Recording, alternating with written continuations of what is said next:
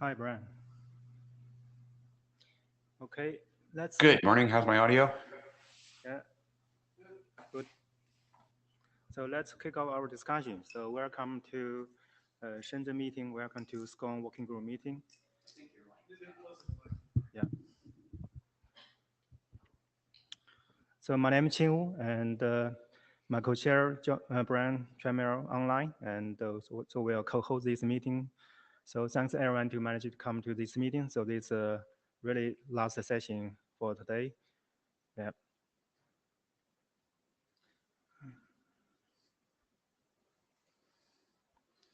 Noteware apply. So this is a new format of the Noteware. It's applied to everyone. Please be aware the IETF policy, IETF process, and conduct yourself in professional manner. And please be also being aware, and your contribution to this meeting will be deemed as IETF contribution. And if you have any IPR related to your contribution, please disclose according to IETF rules. Meeting tips and for in-person participants. If you already sitting in this room, you should sign into this session using Media Echo on-sign tools, and we have hanging from microphone and outside. There's some barcode. You can scan the barcode and go direct from there. And if you already joined join this session, and so please be aware, log into this session. It's important for you, to join the queue for the discussion and also to participate the, hands raising polling. And also, when you complete your presentation or make your comments, please turn your audio video off. For remote participants, the same guideline apply, and user handset is strong recommend. Administrative and Media Echo, actually we, as a chair, using the Media Echo to manage the queue. And actually under the bottom, you have a hands button. Actually, you can use that to join the queue. And for chat and Jabber already integrate into this Media Echo, and you can help to forward the key discussion point to the meeting room. Blue sheet, actually we don't need because we already, can automatically record your participation using the Meet Echo. And note taking, and I have sent the note link to the chat window, and please help with the minutes taken. And it doesn't need to be detailed. And if you make your comments, please, make sure the comments, has been captured well in the meeting minutes. So we provide the link for the online agenda and the slides. You can get access to it. And the working group status. So since the last IETF 124 Montreal meeting, we don't schedule any interim meeting. Since all the agenda chat item on the right track, and we set up the two working group GitHub for both SCONE-based protocol and also applicability and manageability. And for establish the experimentation and interoperability since the majority meeting. Actually, in this way, don't have a hackathon project, but we do have Marcus will provide the implementation status report. And so we'll continue to connect the multi-vendor interoperability experience to support SCONE protocol publication. Document status, we have SCONE-based protocol actually has already posted working group last call, and really waiting for more implementation experience to be accumulated, and we can decide to moving for the publication. On today's agenda, we have two working group jobs. One is SCONE-based protocol. The second is applicability and manageability. This will be focused of today. Liaison and communication, we don't receive liaison from any standard body, but we expect there's some update from 3GPP, and Zahi will give a short update. The goal for today's meeting, and we'll try to establish experimentation and pre-interoperable basis for a hackathon project. And most important is we will revisit the working group last comments on SCONE base protocol to drive for completion. In addition, we'll review the status and input on applicability and manageability topics. In this time, actually, we have a new proposal from Shiri and to talk about the Wi-Fi applicability. And we'll also, to explore some, individual draft topics. And so here's the agenda for today's discussion, and you can see we actually assign 30 minutes for protocol and interoperability update. And this will be led by the protocol editor and also Max. For applicability and manageability, we have 55 minutes, and this will be led by Zahi and also Shiri. And we also will use 30 minutes to have open discussion about this topic related to the input to the applicability and manageability. And then we will, review 2 new individual drafts not in the scope, but we want to get your feedback. So this is the agenda for today's discussion and an agenda bash. Now let's move to the first topic, and I think it's Marcus, right? Or Martin. Martin, we cannot hear you. Can you open your mic?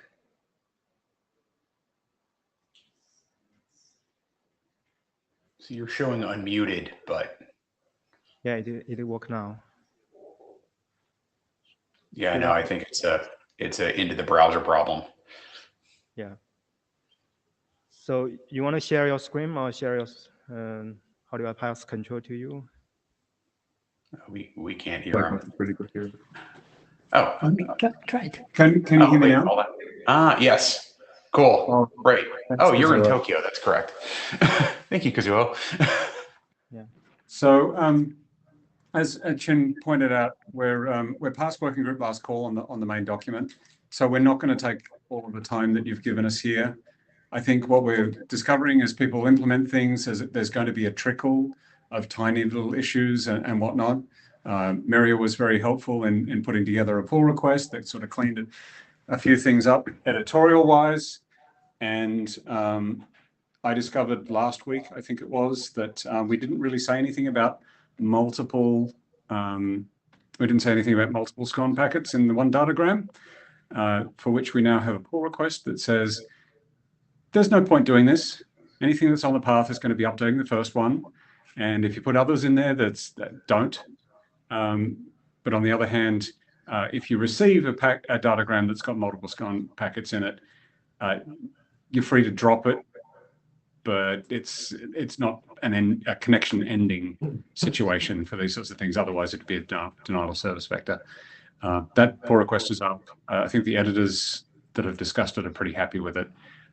So that's a normative change, but I think it's probably an acceptable one. Give people a chance to come to the microphone and tell us otherwise. But aside from that, and whatever sort of other minor things come up over the course of the next little while, I think we're really looking to get some experience with implementation. Our plans now seem to be that we'll be turning something on in Firefox to just see that we can accept the packets and get things going. But obviously, because we're a browser, we're not going to be able to pass those signals to anything usefully. So that's something that we may want to talk about somewhere else. But those people are interested in that discussion, reach out. I've got some ideas and would be happy to collaborate on that front. I'm really interested to hear what folks who have other implementations that are not browser-like have in terms of their implementation experience and that sort of thing. So if you've got experience on that one, please do share. I think that's really the main point of discussion here. Yeah, we have Zahi on the queue. Want to make comments? Jahid, yeah, on the multiple SCONE on the same datagram, I think we made the right call here. So we actually looked into on our side to see like whether there's a possibility and exactly what the network element should do about it.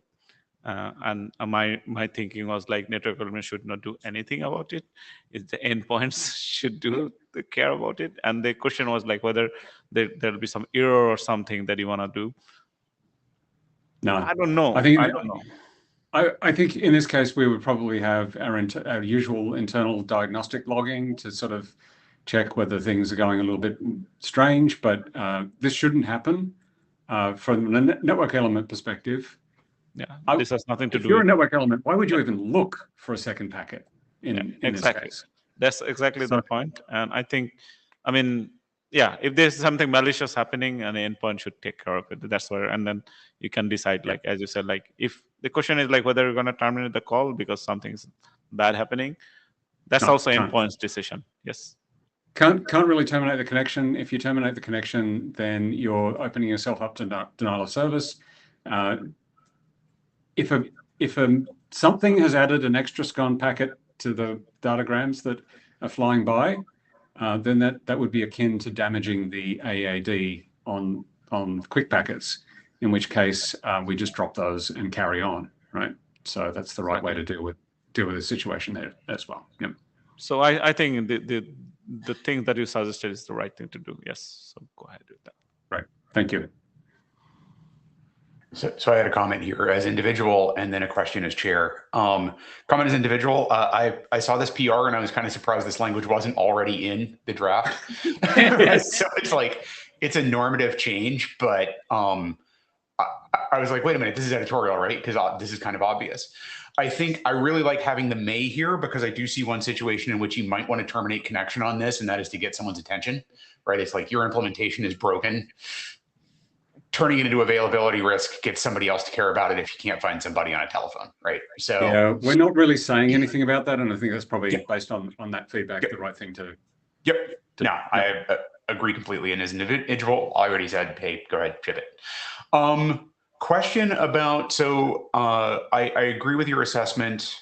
Chair hat on. I agree with your assessment that we're going to see things come in as a trickle. Just for IETF process cleanliness, I think what I'd prefer to do is have us put this draft into waiting for implementation experience and then do one push of the GitHub draft into the ID per meeting cycle, just to make sure that like people who are reading the ID version of it off the data tracker are, at least getting like one update every meeting cycle. So is that something totally manageable? Problems with that? Very easy. I was wondering whether you were going to ask about doing a final check. If we sit in this state for too long and the trickle gains enough volume, we may have a discussion about. Yeah, what I would do as chair is basically look at the size of the diff when we come out of that waiting for implementation state, and if there's like, it might be that we're like, oh, we all realize this is going to need another working group last call. I would hold off on that last call until we want to come out of that state, just so we don't do like 7 last calls on this. But I think we need to have sort of like a one-way flag that we keep for ourselves that, okay, this is actually big enough. And then we will do a final, as chairs, we'll do a final review and be like, okay, was this all editorial or was this? Yeah. So I think in the current state of things, an email to the list saying we're about to go to publication would be enough based on the changes that we have so far. But if things start to get a little bit more, major, whether that be volume or severity, then we'll reassess. That's fine. To be clear, in my judgment, PR 144, even though it is a normative change, doesn't hit that bar, right? Because I think it for a reasonable person would say this is editorial. Okay, cool. Yep. Thank you. So some questions on this. I kind of agree with the approach. I think it would be very good to clarify like how much experience do we expect to get before shipping this. Like we have a number of implementations here. We already have some interop, and I would be worried that we are waiting in this state for too long, especially now as Zahed will be presenting soon. There is a dependency coming here from 3GPP on this document. So if we are like stuck in waiting for implementation experience, too long, that would be problematic. At the same time, I fully agree with this, and I don't think we need those slides, but I was just going to present that we didn't do any interop at this session, but we do have implementations, and we're actively looking for endpoints to test with and so on. But I would like us to, say something about the deadlines here, because we also need to make progress.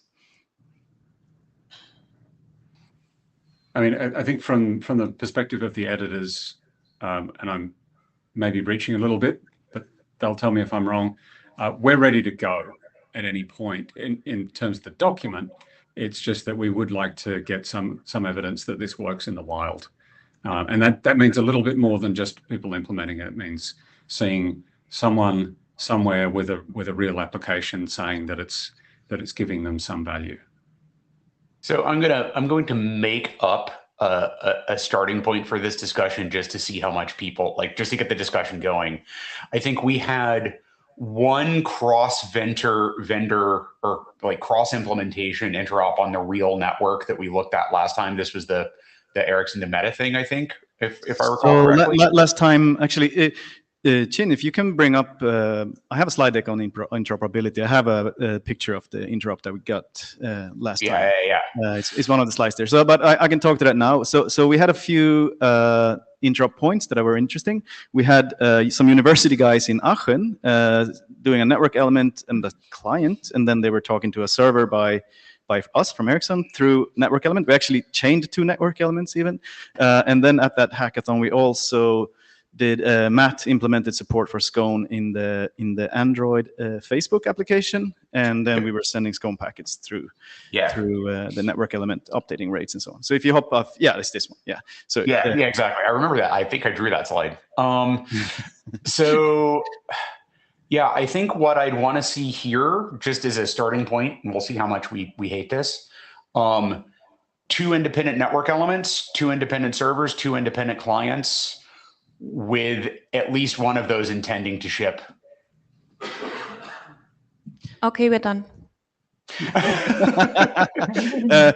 Just one clarification question there, but we have been testing setting, updating SCONE packets and so on. The draft also discusses things like throughput measurement, things like that. Are these things that we actually want to test before shipping this as well, or is this something we'll? I don't think the throughput measurement thing is worth gating on. Yep. I think that the thing we're delivering is the signal, and as long as the signal is getting through, then that's good. I think whatever policy enforcement network elements are going to be doing on the back end of that is not something that we can predict. In a lot of cases, it's completely orthogonal to what we're doing. So I wouldn't get on it. Good. Thanks. Yeah, Mirja Kühlewind here. So I came to the mic to actually disagree that we should wait. I'm not sure what we're waiting for. Like you just said, we want to see that there are actual benefits. I don't think that's something where we need to keep the draft open, right? If we did a bad job and the protocol doesn't work, that would be very sad. But we wouldn't just throw it away or if we want to keep the draft open, then this would be things we're expecting where we find problems in the implementation or things that we overlook that we might find through testing. That's the kind of thing that you keep the draft open for. But I think testing wise, we're actually pretty good here. And it's not such a big protocol. It's very straightforward. So I think we're ready to go. I think the biggest thing when we had this discussion in Madrid about keeping it open, I think the biggest thing that we were uncomfortable with, if I recall correctly, please correct me, was the time constants, right? Is this 67-second time constant close enough to what we need? If we believe as a working group that we have sufficient experience to say yes, and we have the 2, 2, and 2, then I would say editor's discretion as to when they think the document's ready. So sorry for hopping in here, but that kind of puts me back to my previous question, because the 67-second stuff somehow relates to measurements, and that depends on. True. Okay. Yeah. We are definitely interested in doing these tests. We are actively doing such tests internally, but I'm not sure if that's relevant for protocol interoperability and progressing the document. Okay. Yeah, I wanted to say something. I'm not sure how we get that answer actually without running it for Yeah. for a while and then figure it out. I mean, like if the intention is to change this number to whatever 32 or another number, I'm not sure that makes a big difference actually.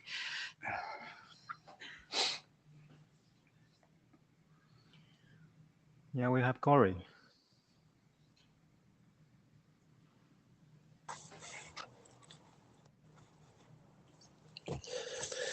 Yeah, still no video. I don't know what happened to my video. Never mind. It's better without the video, probably. I think I would like to see some consideration of these numbers.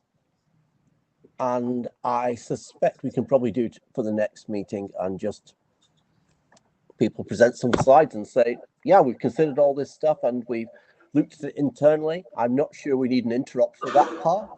I don't know how that helps, but I think we should have had some reasoned discussions of why the numbers are the way they are, and people have looked at them and got their implementations. I'm not sure we need a whole process about this. I suspect if people declare next meeting, we've had experience, we've tried it, we have implemented it, some of us, and we're sharing this, and the spec's not changing, then we're ready to go.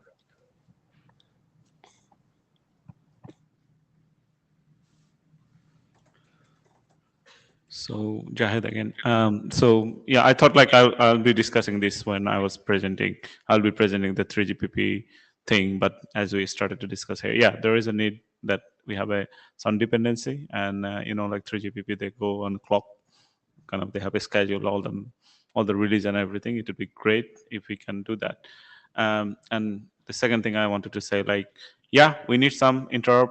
I think we're doing it. We need also somebody to say like, hey, with the 67 monitoring period is the most vulnerable kind of like part of this whole protocol, because it's a simple protocol. If somebody just come and say like, this is working for us, and they own the content or like they own the user experience, then it would be great. And for that, we can target the next meeting. That's what I was going to say. Like maybe in Vienna, we all the interest party, we make sure like something we have ready for the working group to consider in Vienna, and after Vienna we're good to go. And that would be like that would be the my sprint here. And then in Vienna we can decide like what to do, keep it open more or not. So Vienna is like a good time frame, I could say, like to finish this up. Don't forget that we have this AppMan thing that we also want to ship. That means like those authors, this working group, need to work on that document also really fast. All right. So what I'm hearing in the room is Vienna or before. I think we should have a discussion at the end of this meeting about what we would need in terms of interim meetings, if any, in order to meet Vienna or before.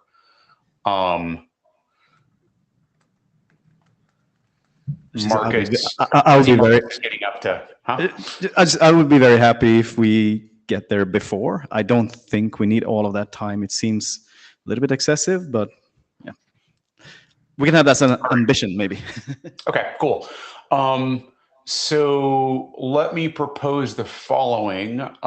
We start after this meeting a thread on the list of, do we think we have enough experience to ship this or not? We evaluate that, and we have as a working group a very motivated hard target to not let that go beyond Vienna.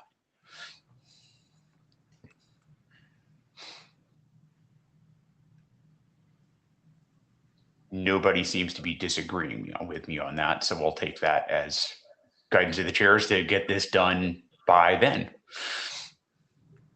Cool. Thank you very much.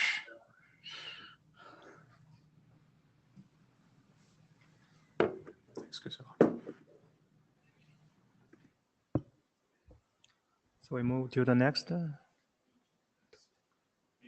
Yep, I think that's the interop, right? Or Interoperability. Yeah, I think Marcus, you have an interoperable test. We've kind of already talked about it. Okay. Next is Zaki and SCONE applicability. Yeah.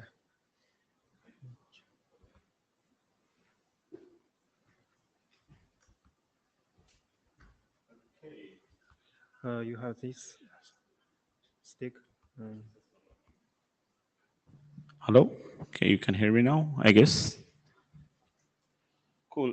So this is like I'm presenting on behalf of like the authors of the applicability manageability and okay. So basically, we adopted this one and we had the 0.0 version. We adopted that one and we said like we got some comments and feedbacks. So we made changes in the version 1.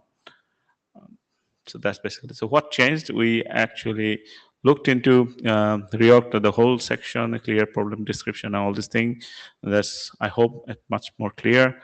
Align, and there was some alignment issue. There was some terminology used in the SCONE protocol that was not there, or like, so we stopped, tried to sync with the SCONE protocol document. And then we also like got some comments, clarifications, suggestion for the condition control mechanism. So we updated that one. I don't have an exotic list of the things on the diff. You can go and look into that one. So the idea here is now there was some discussion about the maturity of the document and all these things. So obviously it's 0.1 only. And if the working group would like to progress on that one along with the same, can put it on the same stage as status or like the quality as the SCONE protocol, we need reviews to improve the document. So that's the ask here, that please go ahead and read the document and provide file issues so that we can solve it in next version.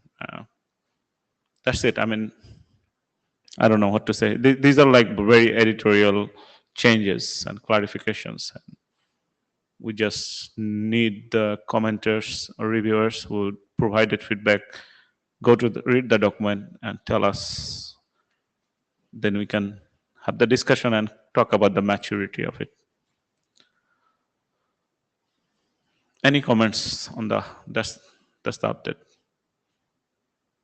Anybody has read the document other than the authors? Yeah. Anyone make a comments and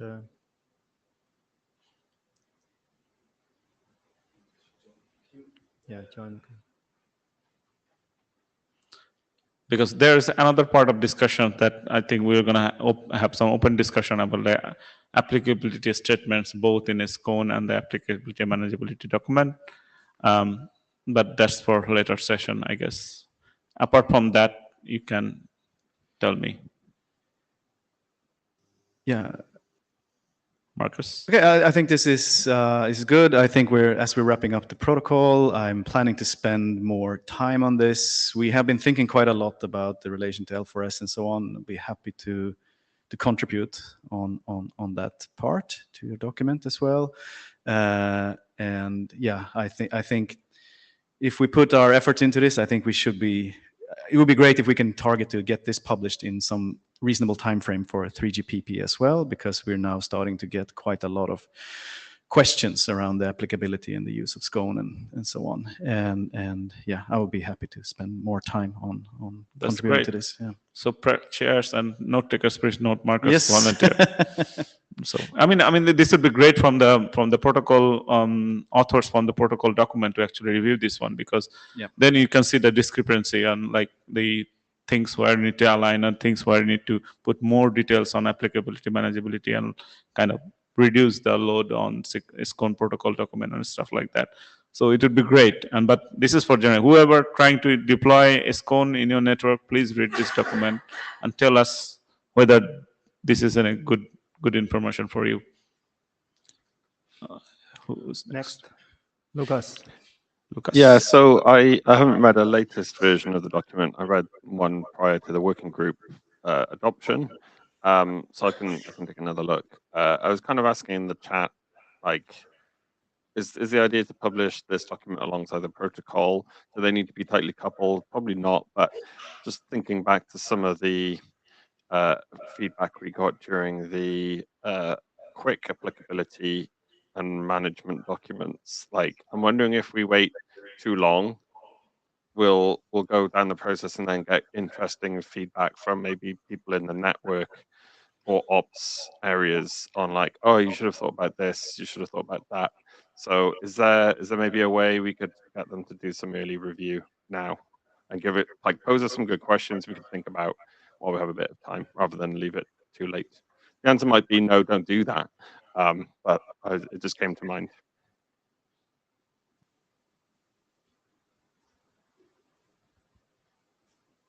Yeah, I mean, I'm fine. I think if chairs have any comment on that one.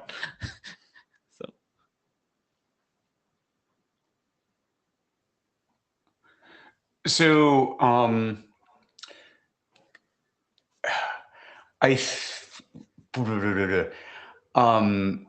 I would ask the AD to contradict me here, but I think we can send out documents that are sort of like kind of working group done, but not working group last call out for early director review. And I think it would be the ops tier review would probably be the most interesting one to get. I mean, we can certainly ask for that. I've summoned Corey. I mean, I think we can send document to review for any time you like as a call for early review with a specific question. Because sometimes we send early review without asking the question like what to look at is not useful. So this is not general description review we should do. I mean, I don't know what Gori thinks, but I think we can. If you are the working group, do you think you're in good shape, then you go for early review. Yeah, if it's in good shape, just go for it. There is some guidance from ops area on what they're expecting. So maybe look at that guidance document, which is currently a draft, but I can forward it to the group, and that will give you an idea of what they're expecting, and therefore you make the real feedback more positive. So I'll send that to everybody on the mailing list, and then you can decide when the document's ready for that review. Thank you.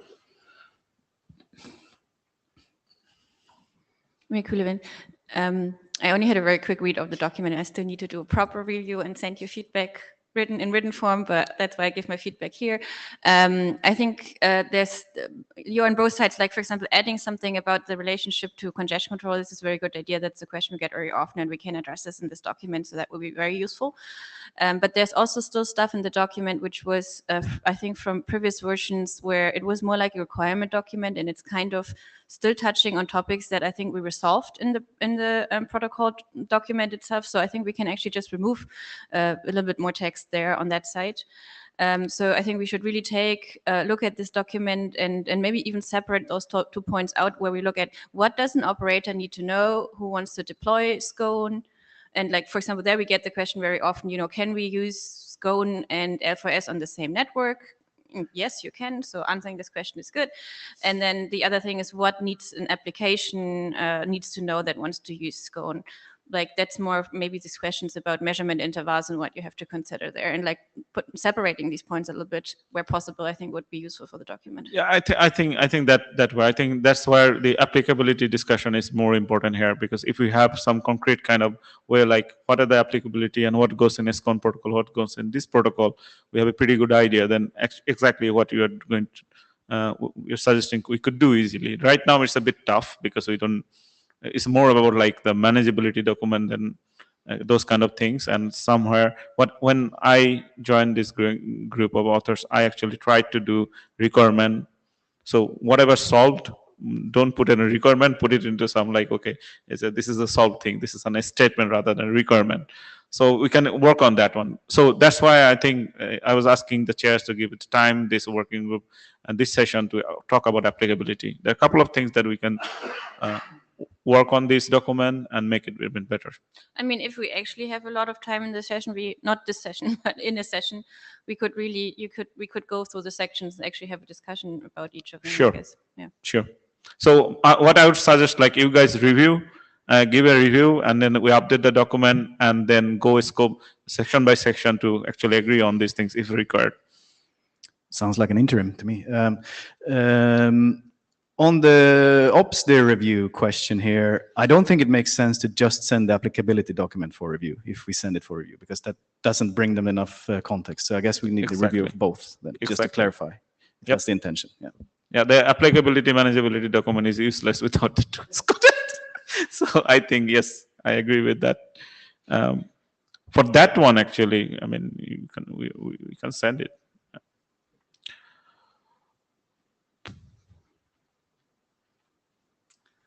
Mia Cliven again. One quick thought. I talked recently to somebody who did something with quick in the network, and I was like, we wrote this in the measurability document. Did you read that? And he was like, I didn't know it existed. No, exactly. So, I mean, that's a problem we should also consider here. I'm not sure how to solve that. I mean, one thing that, I mean, definitely, I think Martin had a comment like, okay, you don't want to normatively reference this applicability manageability document, but I think the protocol document somehow should have something to the reference saying like, hey, if you're planning, if you're reading this document, we expect you to also read this document to know like what you can do and how you can use it. So I think that would be one way of doing this. For quick, I think there is a separation. There's a RFC 9000 is the only thing people read, perhaps.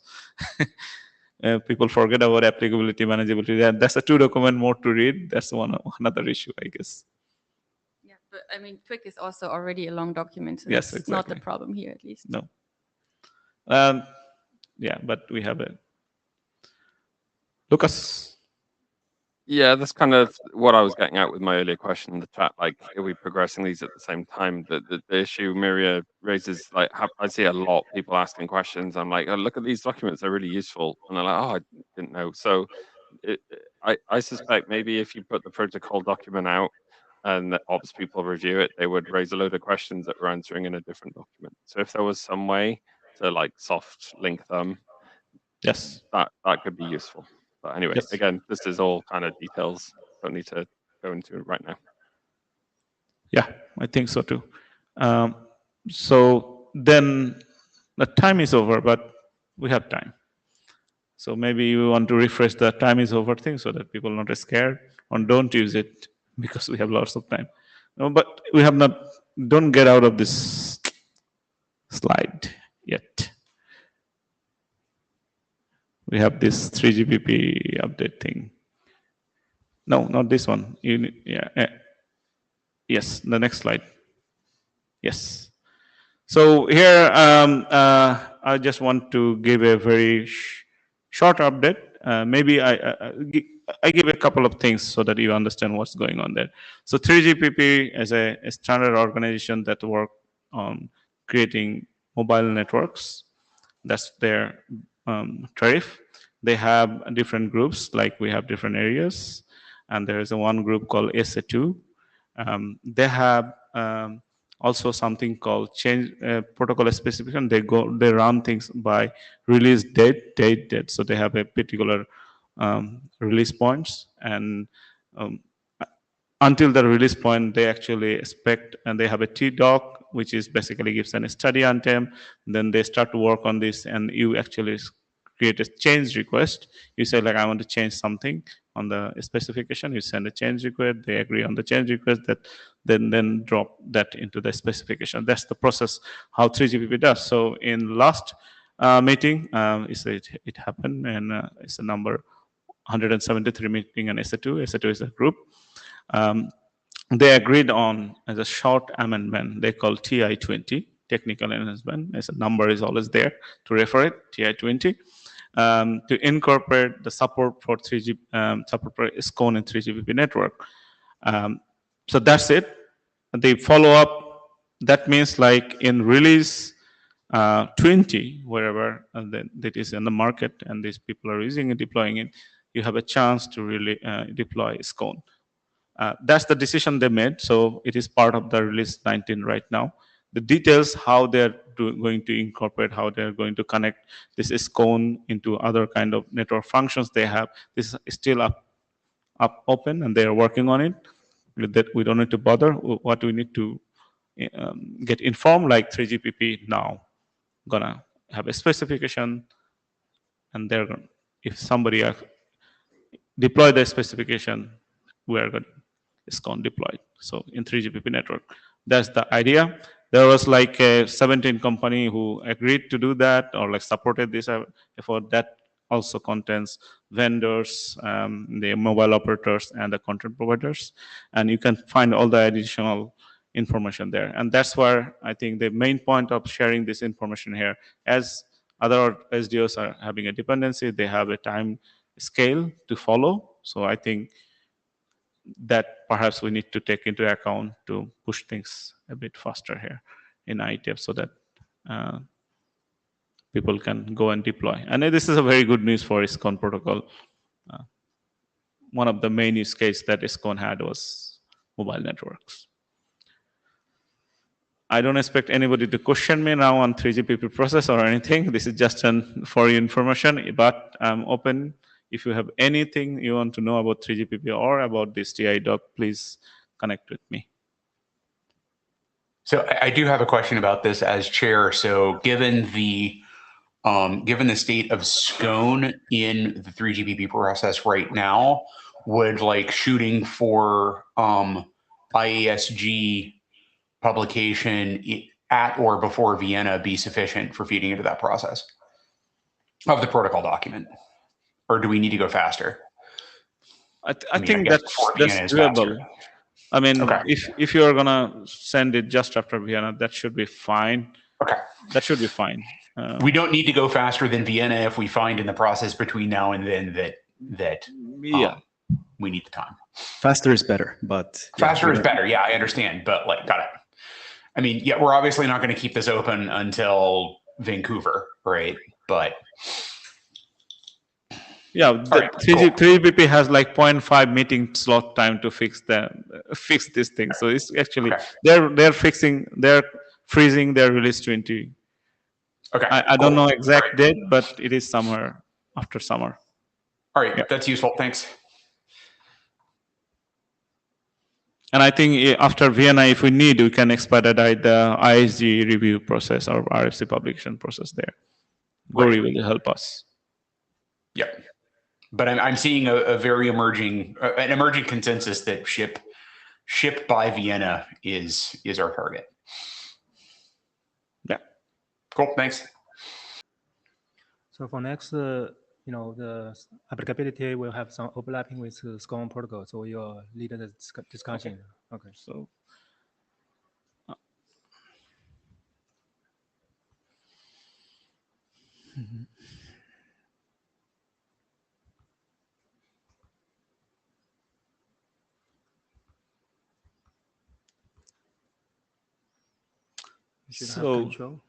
So this is the applicability discussion that we wanted to have.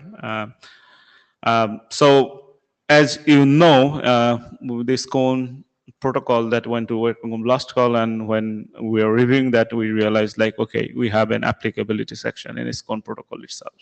And then we also have applicability and manageability doc as a milestone, and we're working on that one. And the discussion, so this might be creating some like, okay, consistency and duplication issue. Like, okay, if you're duplicating things, you need to say same thing. Do you need to do the same thing in 2 different documents? Where do you put it and all these things? So the idea of the discussion today is like, okay, where the applicability statement should remain and how much, both document, one document or whatnot. So that's the idea. And this came out of like, there are some proposals that came out from the working group last call review. Just to be clear, I don't have any favorite, and we have basically we have these 2 points: keeping applicability, rename the applicability section, and keeping the section and reduce amount of text in the SCONE document and details in the applicability document. And for the third, for the completion, I added that one. So I think we need to do something. So let's focus on the renaming the applicability section to SCONE users. I mean, that's that could work, but it's still, I mean,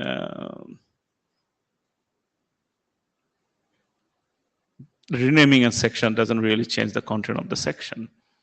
And I think the comment that we received in the mailing list saying like, okay, let's wait on the maturity of the app man document and then we try to move. The question was then, well, if we don't move things now, how can we make the document mature? So what I would like to discuss, like what people think about option 1. The second option is basically keep the section in the SCONE document, but in a bare minimum level, and then go point to appman document for the details. So for example, congestion control, kind of this interaction with congestion control, you can just say like, this is not a congestion control signal, you should not use SCONE as a congestion signal. And then in the appman document, we go with details, interaction with different congestion control, L4S and whatnot. We don't need to overload this SCONE protocol document with all those details. So, and the do nothing means, well, we have inconsistency perhaps in the description and duplication. So just wanted to discuss, what do you think we should do?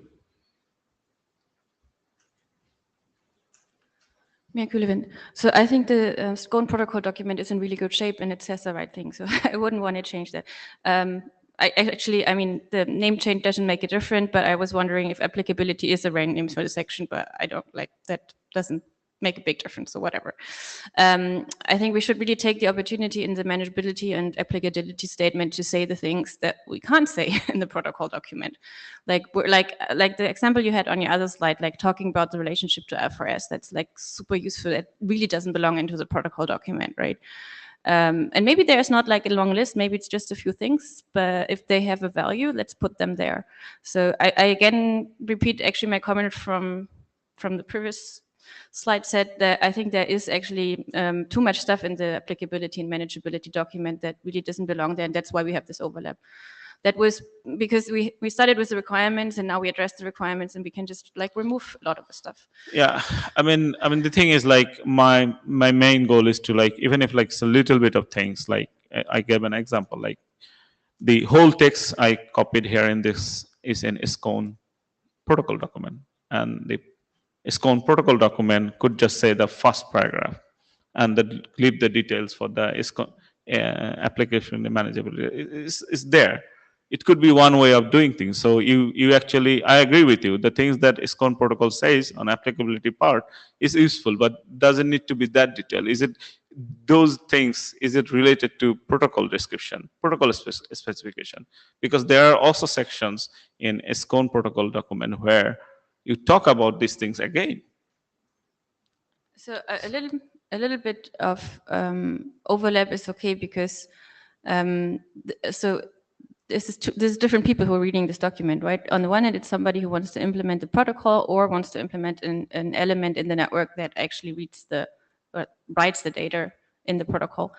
The other document is a little bit more on like, do I actually even want to start deployment of SCONE in the setup? Like before I even start implementing it, what do I need to know? So I think it is a different scope and it's a different audience.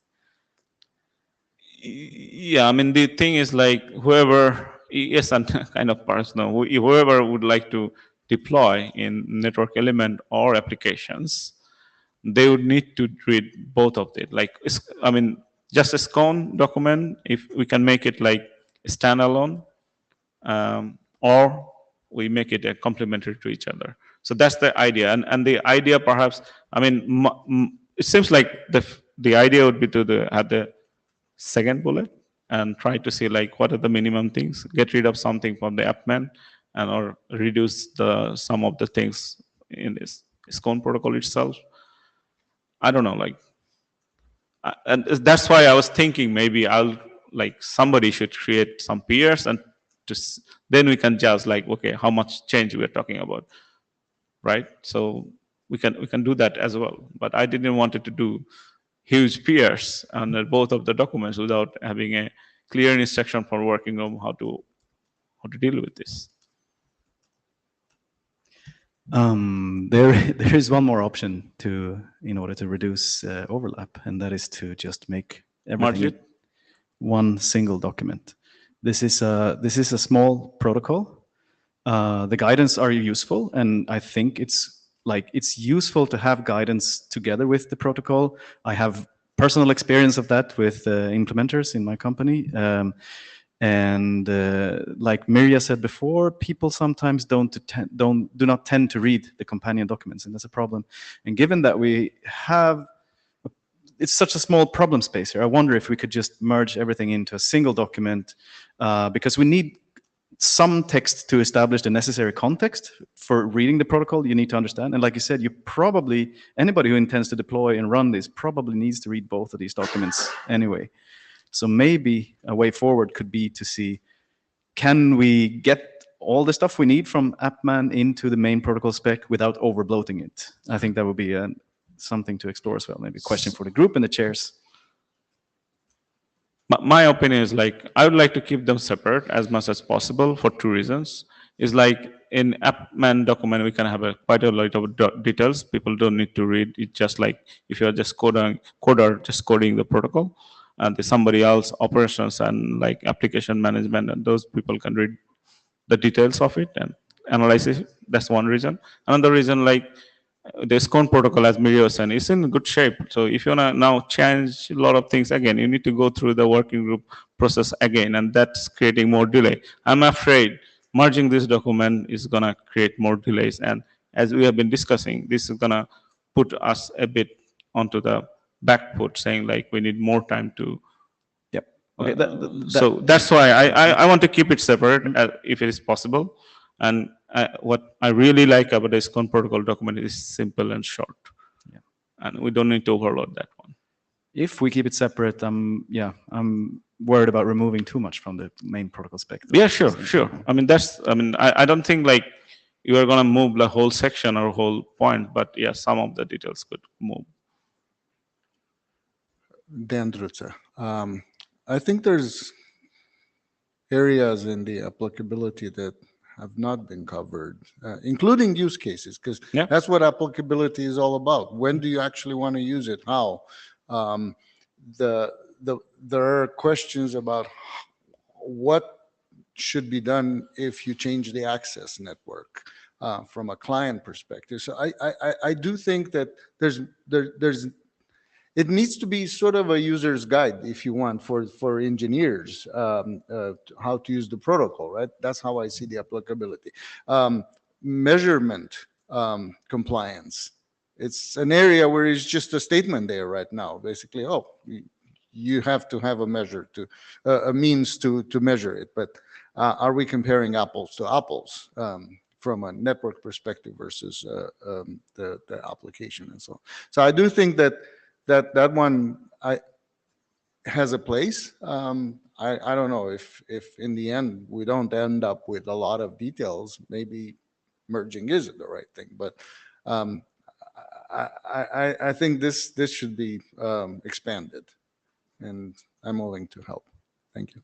So then, just to get your idea, you think some details could be in the AppMan document that would be helpful for you? Yeah. Okay. Yeah. Like okay. I said, so that's what I think there's a lot of things that make sense to be described, because we didn't have a use cases and requirements. Okay, we don't need requirements because they're fulfilled, but still need to explain where this makes sense to be used and how the measurements are consistent between the application and the network, and just what happens when you're, like I said, when you're changing access. How is that actually counted on the client side? If you go from Wi-Fi to 5G and 5G to Wi-Fi, you may or may not get signals. But anyway, I'm just saying that there's a room for improvement, and I think it has a different purpose with probably different audience. Yes. Thank you. And if you think like there's a room for improvement, just create issues and create pull requests. Will be very glad to look at those things. So I don't know, like you chairs making any sense out of the discussions.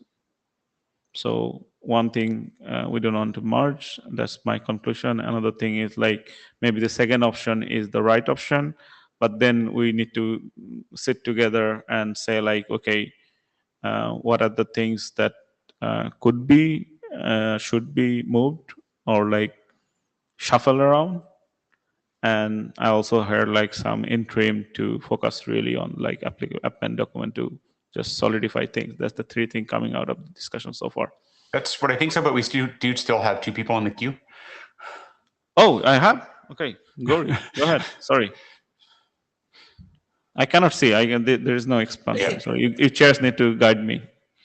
There's people in the queue. Gauri, go ahead. Hiya. Okay, so I tried in the chat to ask, why don't we just try to do everything? As in, why don't we try to publish the 2 documents, publish them at the same time, have both ready for Vienna, have both consistent, and then if we succeed, we could get 2 successive RFC numbers. Yes. That way you get to read one and you get to read the other. I think if that is what the working group wants, we can ask for this.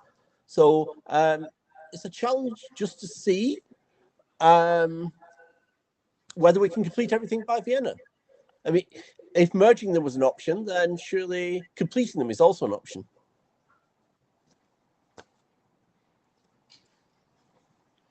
Yeah, I mean, the working assumption is like we should be going together, and that's why I was saying like if you want to do things by Vienna, we need to really work on this one, and in that case, we need like the suggestion was like interim or something like to finish it up. And please remember, I personally don't think like there is a lot of change needed. So this is the very minimum. But we want to do look at it together and make the changes. And if there is no need for changes, that's also an option. Yeah, and I think on this one, it means that the working group really has to decide in this meeting to commit to some sort of review cycle so you can actually get eyes on these documents and make these decisions in a matter of weeks rather than months. Yep. Okay, that's all I wanted to say. Yeah. Mia Kulevin. Yeah, I don't have a strong opinion about 1 or 2 documents. Like at the point where we want to publish it, everything is ready and we want to merge them together, it doesn't make a difference. So, but I do have a strong opinion that I think the protocol document is in very good shape. I just read it recently. I wouldn't want to remove stuff from there because even so it touches on applicability, it really gives the context you need in order to understand the protocol. So I would really like just to see the approach that everything, like in the applicability statement or manageability statement, shouldn't have the goal to like explain the whole space and answer every question that ever will come up, because we will learn so much in the process of deploying it, like we will never finish it. So we should really take the opportunity and write those things down that we want to say, that we know now, we think are important and we want to say in addition to the protocol document. And for me, sorry, I'm saying alpha S again, but for me that is a very good discussion to have. And the other point that I would like to see in the applicability of manageability statement is about how you, if you need enforcement, if the signal is not adhered to, or if like what the use cases are for that. Like either you can monitor the signal and then like have a rate limiter, or you can monitor the signal and do nothing and it's also fine, right? A little bit discussion about these kind of different cases and where it makes sense. So these are the 2 things that I find really, really valuable, and not sure about all the other things in the draft. Yeah, sure. But I mean, if you have some suggestions how to improve, please send the PR. Definitely. Great issue. Do you have any? Who is the next in the queue? Brian. Yeah, so I threw myself in basically to say I really like Gauri's approach, or Gauri's suggestion, right? Like that we basically say, hey, we're going to try and get all of this out by Vienna. I think that's doable. I think as chair, I'm taking guidance from this discussion that we should be aggressive about interims in this cycle, and maybe even have our goal to be not meet in Vienna, right? Like see if we can get to the point. I don't think that's realistic, right? I think we probably will want to do a few sort of like closing off things and figure out next steps, but basically get to the point where we can get both of these documents out without requiring a meeting in Vienna. So I'm taking that as a chair as guidance to create an interim schedule and sort of like traffic on the list, et cetera, to set a review cadence that will get us there. But I really do like Gauri's. Like what I'm hearing from this discussion is, hey, there's probably some stuff that should go into applicability. I really don't want to, we really don't want to mess with protocol because it's in pretty good shape. all of this stuff goes in the document, we should like sort of like focus on getting that into a good package as well. Martin. Who appears to be Kazuo because audio problems. So I just wanted to sort of level set on expectations here and facts as far as I see them right now. I've read this document. I think it's a very nice, clear, concise summary of the sort of things that an operator might need to think about in terms of using SCONE.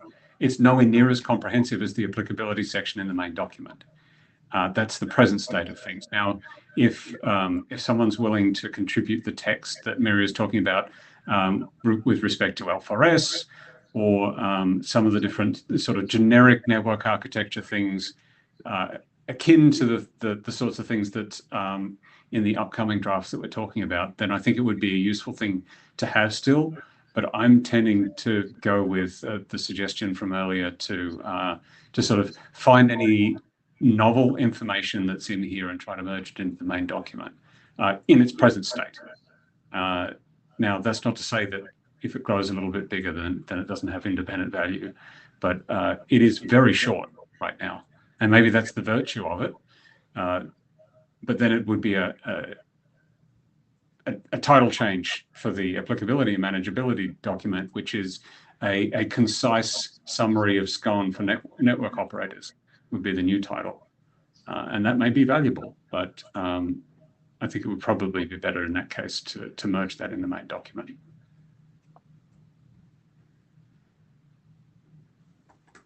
Thanks. So Martin, you were saying like put all the applicability thing, whatever it is, in the main document, SCONE specification document, and make it is the other one completely a manageability one? No, I'm saying right now, the material that you have right now is almost entirely duplicative of what we have in the main document.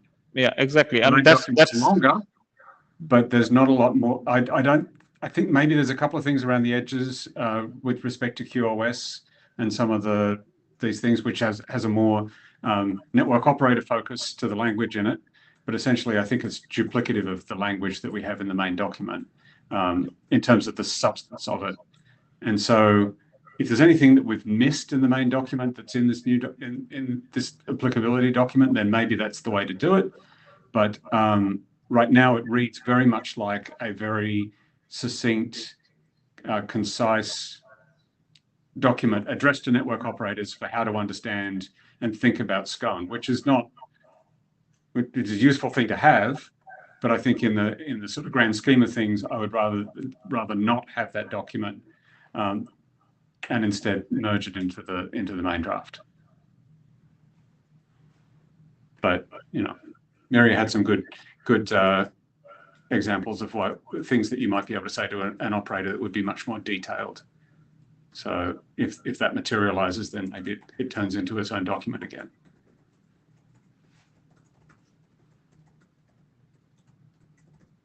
Yeah, I think we'll see if we get we're going to put an interim on the schedule. We'll see if we get text by that interim, and we can re-ask that question if we hit that deadline or not. Yeah, I think this is good. This is good. I mean, if we have interims to discuss this on a very regular basis, and I think then we'll just sort it out. I wanted to put a bit more effort to create some PR to just examples, but as I said, I was not sure my effort is needed right now at that level. So that's why having this discussion, I think we have a very good discussion. And if you host all the interims, I think we'll get to a place where at the end, before Vienna, we can decide what exactly to do. Yep. I think the next talk, which we should probably get to, is going to be an example of something that might pull into that larger document.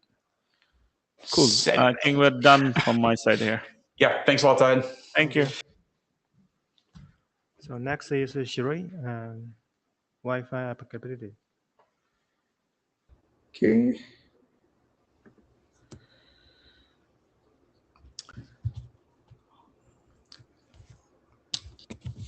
You can share the slides. you have a control now? Okay. All right. Okay. Sorry. Let me pick my.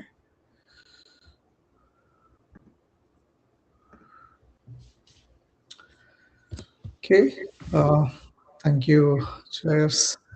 So I'm Shri Gundavali. I work for Cisco. I'm with my co-authors, Mark Grayson, maybe Joshua and Joy maybe joining as well. So this is an applicability document, SCONE applicability for IEEE 802.11 based access networks.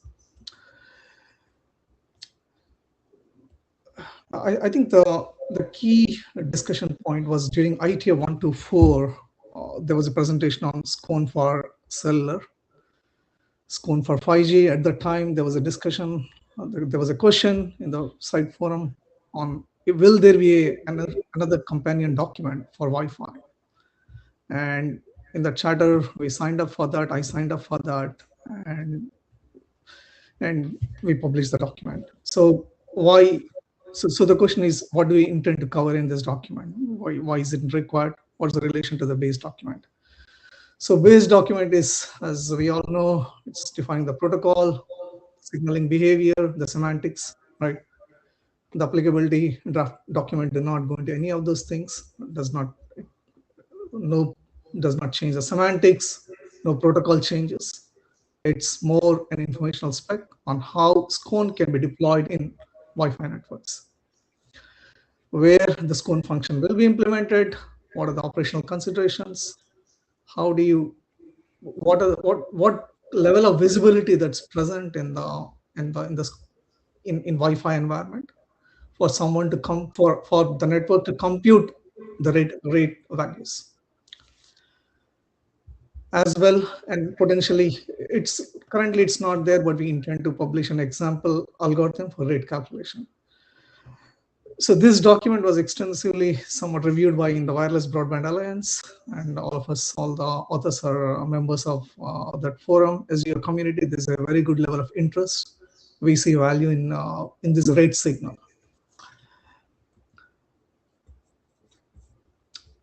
So again, the larger context, I think I think the key question is, if SCONE is a access agnostic, is there value in publishing a document on an access specific for every access? I think we tend to think yes, because the considerations are different. The visibility, how you do the rate calculation, what is visible to the network element is completely different. In Wi-Fi environments, stations share their time. There's a 5 rate adaptations. There's MCS, something called MCS, right? There's a channel load considerations, interference considerations, right? There are also, like in cellular, there are policies, user-specific policies that typically come from AAA and that have to be honored by the access network. So today, such rate signal is not present. Yeah, sure, the endpoint can know its RSA value. It can know its packet losses and other things. It can do some real-time calculation, but there is no rate signal from the network. So I think the excitement in the WBA community is there is a utility, there's a broader utility for such a rate signal. I think I think there's also a discussion point. I think in my discussions, there was a comment that SCONE is not a very aggressive signal, right? It's computed, it's an estimate for a window of time. But in our opinion, that itself there's a value, because if we know that for a window of time, I'm getting so and so such a rate, right? My handover, I can even use that signal in my handover decision logic. I'm using an application. The network is not able to meet my rate criteria for the application. Maybe that's a good signal for me to move, instead of if I do react too quickly, I'm doing a flip-flop. But so in that sense, a slow signal has a value. Again, nothing new as SCONE protocol recap, but with Wi-Fi network elements in picture, right? I think Wi-Fi, typically their interface is the bottleneck, right? So implementing a SCONE network, any function on the AP where it has visibility into the air interface has probably what the endpoint will see as the rate value for the path. Few considerations. I think, today Wi-Fi networks have certain variations how you deploy. What we typically see is a Wi-Fi access point, but there's also a controller. There's a policy function, which is AAA, right? And there's a cloud management function. Based on how you split, I think these variations, like sometimes, in a controller-based architecture, even the data plane terminates through the controller. Some of the MAC and some of the functions are split. Like, the access point is kept in a handles messages, transactions which needs to be handled at a very aggressive rate. For example, there's a data frame and the network needs to send an ACK frame. That potentially the ACK frame cannot come from a controller, it will come from the access point. So typically the way it's split is if even the controller will have good level of visibility in any case, right? But in some cases, the controller just sets it up, but it's more is a policy handling function. Depends on how you split it up. But I think we try to articulate as like how in each of the scenarios, typically where the SCONE placement makes sense, right? SCONE any collocated with the AP, because AP has air interface visibility, MAC layer visibility, right? A guidance derived locally is makes sense, right? So these are a few variations. I think nothing stands out, but largely a guidance on how where any function has to be implemented. Now, from the policy point of view, like in cellular system, there is it's not exactly, you don't call it a subscription profile, but there are user-specific policies in enterprise or any environment. There are policies which are, in some cases, can be even rate-limiting policies or defined in AAA and are conveyed to controller/AP based on the previously discussed models. And that policy element has to hit the SCONE any, and SCONE any with visibility to the air interface and even the WAN metrics has to do the computation and provide the guidance. So AAA radius already defines per user bandwidth policies. I think we talked about this. There's many vendor specific PSAs that are used. The AP enforces these limits and can derive advisory rate throughput value. SCONE exposes the resulting rate guidance to the endpoint. I think now with respect to the actual algorithm, what level of visibility that SCONE any can have in Wi-Fi context, I think, or maybe the elements that matter the most in the SCONE rate calculation. The phi rate, the MCS, what we tend to think there's a channel load, right? Like channel is 70% at load condition, right? The number of contending stations. So or maybe for the downlink case, it's the packets that are queued at the access point, right? The policy limits, right? Packet error rates, what we are seeing on each, right? Because every station is at a particular RSA value. Even there are some transmission issues at the access point. It needs to look at all of those things. How much is the backlog and the airtime contention with stations with the AP and also neighbor AP. Or based on all of these elements, the rate calculation has happened. Now, the SCONE, the rate guidance calculation is unspecified, but we plan to. I think we are planning to do some level of interop. With few vendors are interested, and if you're successful in that, we plan to publish an algorithm or approach as how what parameters matter and how we can do this rate calculation. I think there's another discussion point. I think in radius, I think there is something called connect info. It's the idea there is to indicate excuse me, the access network performance to an identity provider.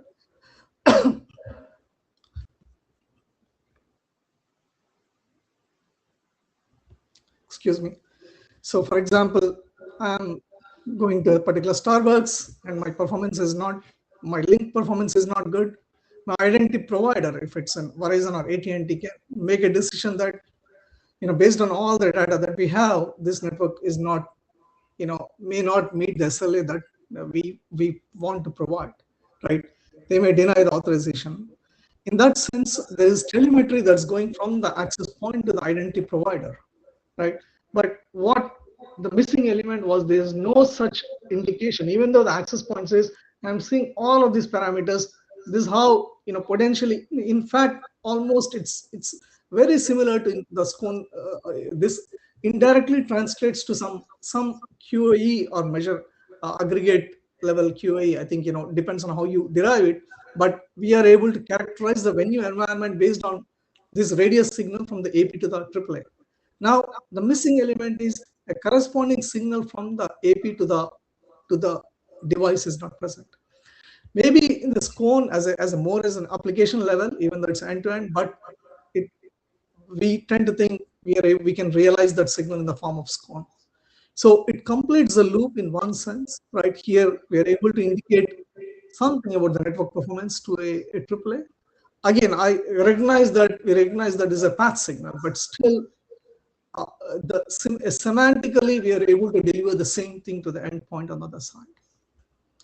So in that sense, I think it completes the loop. Of course, we can wait for 802.11 signal or something, but again, on an access basis, if you define the signals, they're never implemented. The excitement about this is the presence of this in the quick.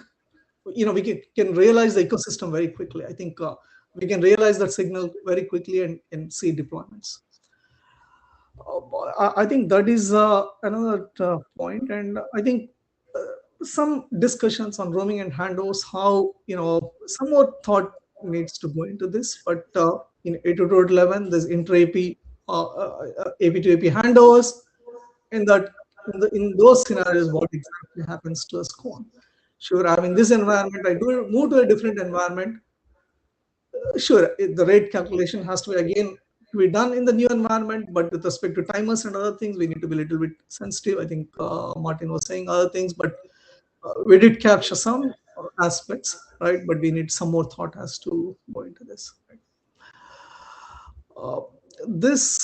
And I think this is I think I had a lot of discussions. I think maybe a slightly controversial topic, but again, we tend to think there's value in both uplink and downlink. I'm not, I do recognize, I understand that the focus was more on downlink, and there's for whatever reasons, I'm not arguing about that. But a general comment is, if we can make it symmetric, I understand the technical challenges, but somehow if an endpoint can get rate signals for both directions, a given peer, it has value. I leave it at that. That's more as an FYI.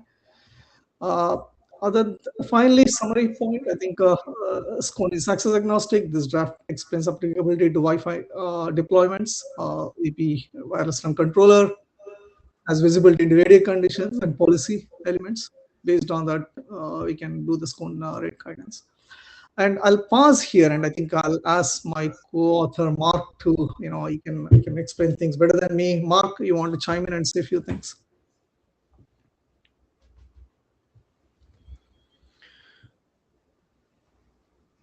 So Shiri, you are ready for question? So Marcus? Mark Grayson. Mark, do you want to say anything? Anything I missed?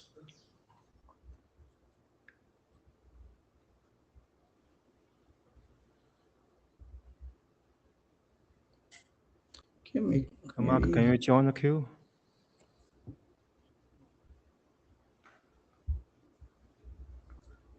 We're not getting any audio from Mark, so let's move on to Marcus. Yep. All right.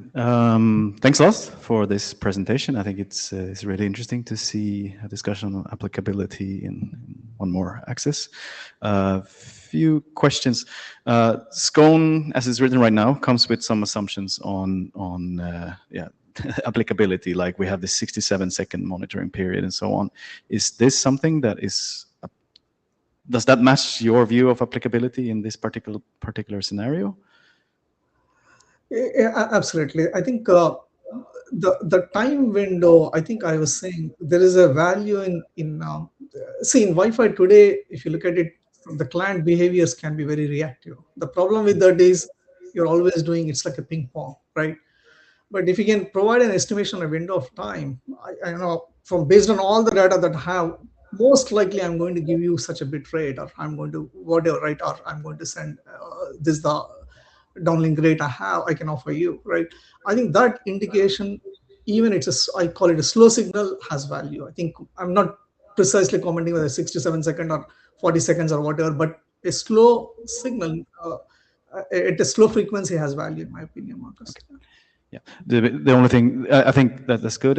What I'm a little bit concerned is that if we start getting signals with vastly different semantics, then it can be problematic for the endpoints to understand what they mean. But if that works for you, that's good, because there's always the option of, like, if we realize that you need some slightly different semantics to this, you could have like a different version number and stuff like that. But if this works, this is good. The other question is, or comment rather, is about the. I would only add one comment though. Yeah. I think we plan to do some interop. Maybe we'll have a bit more visibility. Right now, Yeah. it's theoretical, so it's possible. After our implementations, we may say that maybe we may need a different profile. I do not know, but honestly, Yeah. but Yeah. Okay. Let's see then. On the uplink thing, I mean, it's not fully true that the SCONE protocol right now doesn't support uplink rates. It's just a little bit different way. I mean, they're not being sent in the downlink towards the client. So the advice are sent in the direction of the traffic. So as long as you have the possibility from the endpoints to coordinate in some way, you can actually signal uplink rate limits or throughput advice with the current protocol as well. I say only one thing, right? It's fine. The indirect mode is totally fine, but as long as the protocol, it's at the same protocol layer, it should not be the application layer. That was my argument, actually, right? I don't want to shift the burden to applications and say, now it's your burden you talk to your peer to get at an application layer. But if it's at the transport layer, in the quick layer somewhere, it makes sense, in my opinion, whether even the signal. But I mean, even in the base spec, even for downlink, in some sense, we are shifting the burden to the application layer, because a lot of the use cases that were motivating this were like video on demand and things like that, and you somehow get this signal on the transport layer, and that's propagated up to some application layer, and then that drives whatever that application does. And that could be, for instance, limiting the range of encoding bit rates that you're like requesting when you're requesting video. So I think already, like in the base assumptions of SCONE, we kind of punt a lot of that up to the applications and let them deal with it. But and also that's partially, I think there are some good benefits with doing that, because we don't necessarily, because we have this long average window, we don't necessarily want SCONE to be a transport layer signal. We don't want it to be directly influencing congestion control. At least for some networks like 3GPP networks, we're pretty happy with allowing the endpoints to decide themselves how they most efficiently determine how to burst out data, because typically our networks kind of enjoy getting large bursts of data and things like that. So leaving these averaging decisions up to the application layer rather than influencing some pacer in the transport layer is also beneficial, depending on but maybe your applicability statement is different. So yeah, these are things I think we need to understand better. Thank you so much. Great feedback. Appreciate it. Yeah. Jahed, I just kind of wanted to say things that Marcus just said on the applicability part and the uplink downlink part. So let's not repeat that. So the thing, when we started to this work, SCONE work, we actually talked about what are the things. Is it like for a particular mobile or cellular technologies, or is it for the internet? And we went for the internet part of it. So that's why it's access agnostic. Right. Now. Then we had this description of things like how in 3GPP network one can apply SCONE and all this thing. I think it was said from the working group, okay, this is something that 3GPP or other SDOs can handle. You have this protocol in IETF, how do you apply it in your network is up to you. So I think this is something that also kind of like similar question here, like in your description today, what I say, I have not read the document, sorry about that one. So I was just listening to you. I understand like it is possible to apply SCONE in Wi-Fi networks and a different kind of setup even. That's great to hear. But if you are agreeing also like the long kind of monitoring period is really something that you can conform to. So I was thinking like, what's really the difference here? Like, why do we need a document on an access a specific thing? It's not clear to me, because then shall we have this kind of access specific manageability applicability document for all the access? This is not clear to me, like what exactly the target of this draft and why IETF should do it for IEEE. Like, right. If I may answer, I think on that, right, I think if you look at the characteristics of the Wi-Fi interface are different, right? So a document specific to the access will capture all of those details, right? If you leave it at an access agnostic level and say that, then we will not see any implementations. Because even we understand Wi-Fi, even we have to think through exactly how to implement this, how to do this rate calculation. If there's no publication, if you say that, well, SCONE is access agnostic, but a network element on access basis it has to look at its own elements and do the rate calculation, people won't be able to do it. So the goal is to publish a document in appendix section. See, this is the algorithm, do interop. A focused document will capture all the considerations, the detail. That way you'll have mature SCONE implementations in across access systems. That's exactly the like reason, like we had some sort of like access specific considerations in applicability and manageability document, which was like a strip off from that document. So still, I mean, this working group now need to decide like whether you're going to bring back those access specific things to doesn't matter individual or like one central document, but does this working group wants IETF to publish such access specific thing, and why? I mean, obviously, I don't know IEEE if there is a like applicability thing that you can actually publish in the IEEE saying like this is how you take a SCONE and apply into your Wi-Fi networks, and the Wi-Fi Alliance can do that or not. Maybe they can do that, but why would what authority IETF has to tell like how you run these things in different networks, like it's access specific things? Because this is the exact comment it was said when we tried to do cellular use case. I think we need to practice the same questions here.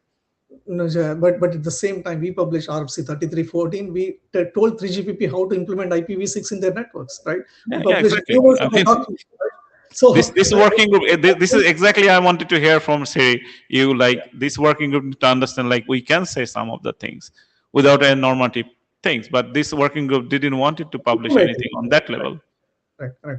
It's informative, saying like, this is what we think is the best.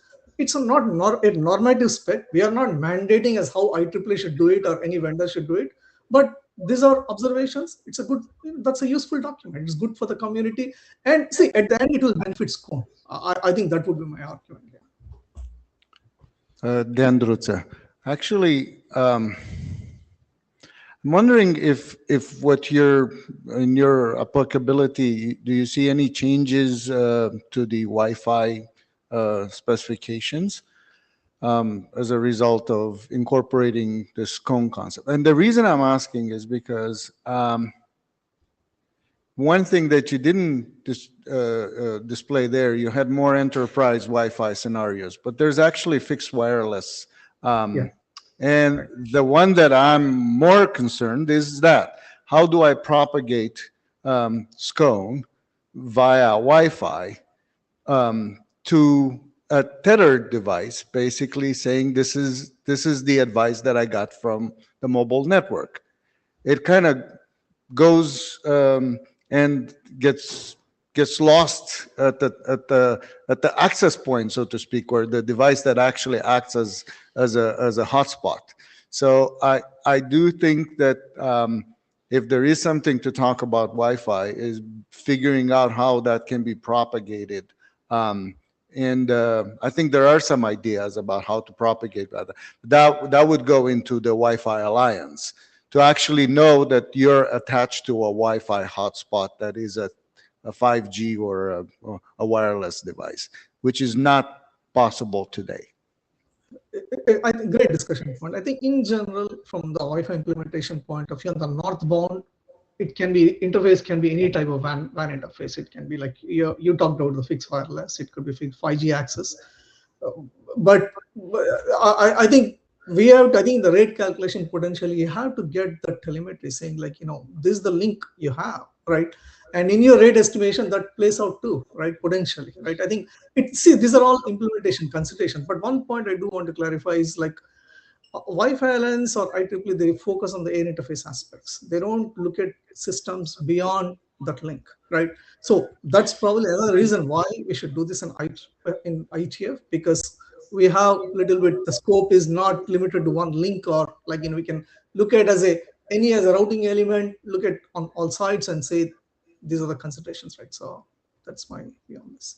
Sure, we need to wrap up. So Mark, can you make a brief? Otherwise, we can take it to the list. Mark, you want to comment anything? You were not able to. I suspect that Mark is still having issues with his audio into Meet Echo. Because he's showing unmuted, but no signal. So yes, please take the comment to the list. Thank you very much. Thank you. Let's move to the next topic. Thank you so much. I think it's Marcus, right?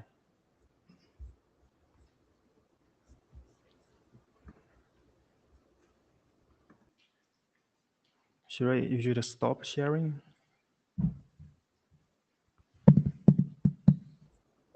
Oh, I saw. Okay, 1 second. Okay. Yeah, I stopped. Yeah, sorry.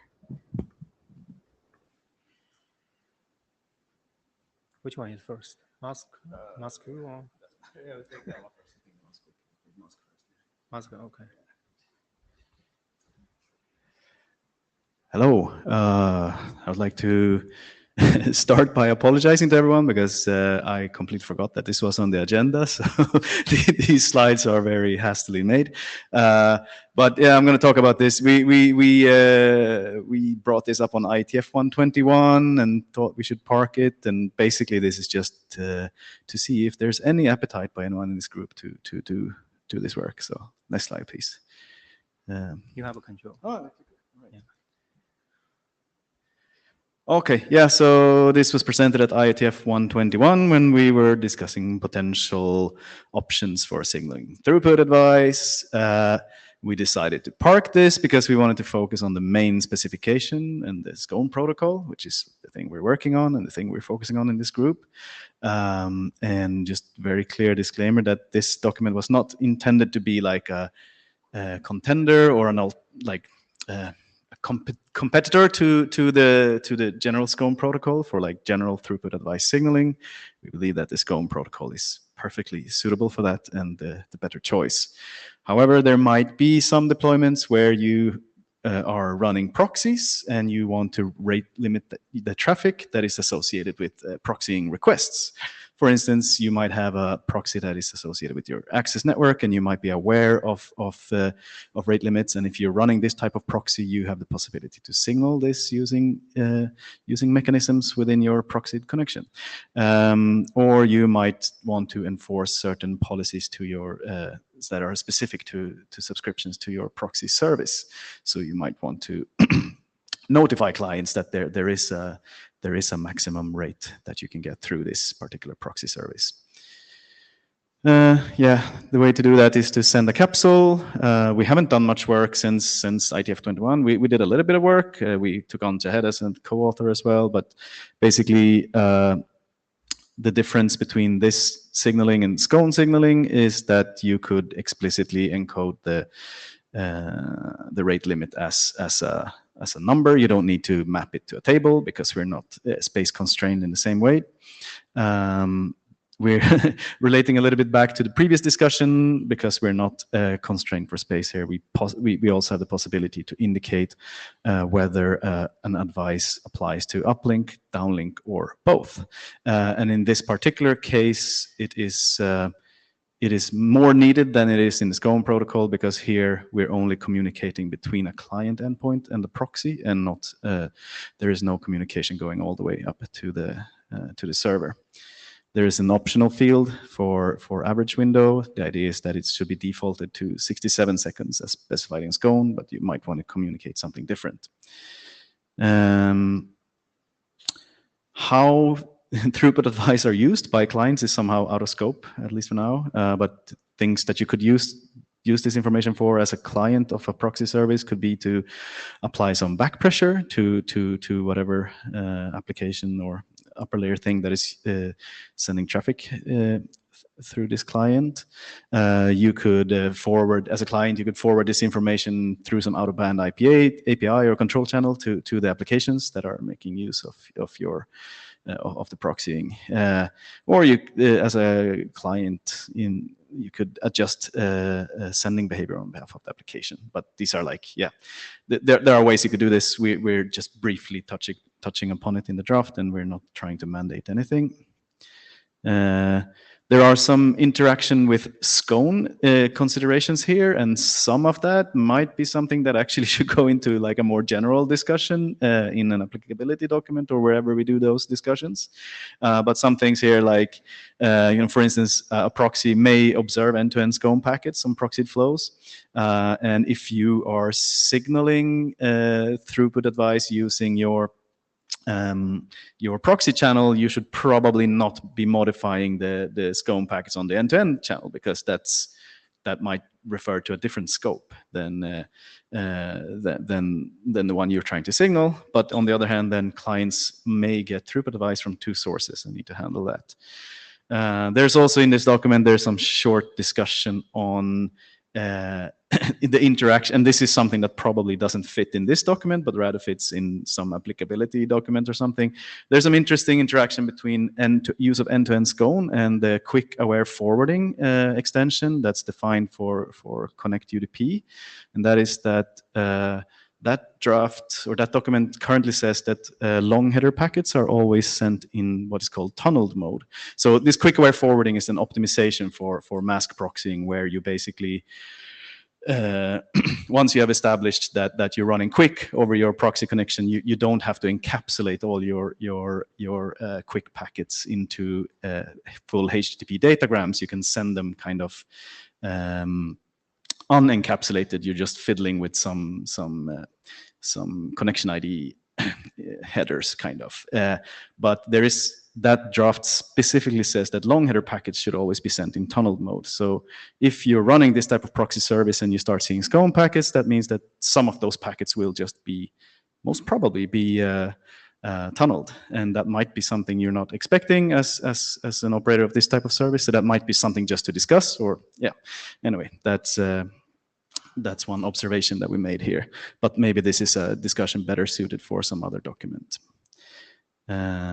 So a couple of questions for this working group. Like, is this work relevant for anyone in here? Is there any appetite to work on something like this? I would think that would be very useful for us to know. And if people think that there's appetite, is this the right venue to do that work? These are some questions we would like to get from anyone. Yeah, Christian. Good evening. I mean, nice to speak to you on a Friday. But Friday.